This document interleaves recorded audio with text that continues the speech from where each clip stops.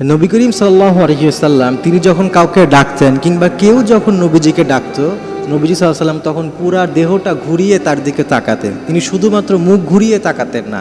এইটা আমাদের জন্য অনেক বড় একটা শিক্ষা, কারণ এইখান থেকে নবীজি মূলত তার প্রতি পূর্ণ সম্মানটা প্রদর্শন করতেন। তিনি বোঝাতেন যে তিনি এত বড় একজন মহান মানব, মহান নেতা, কিন্তু এরপরেও তিনি তার প্রতি সম্মান রেখেছেন।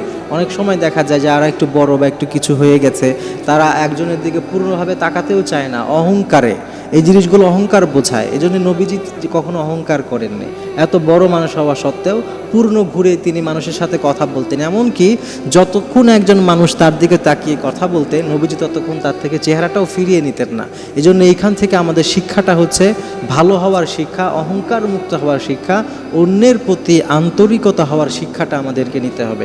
আমাদেরকে যদি আন্তরিকতা আমরা রাখি, অন্যের প্রতি অহংকার মুক্ত থাকি, দেখবেন আল্লাহ তাআলা আমাদেরকেও অনেক মহান হিসাবে কবুল করে নেবেন।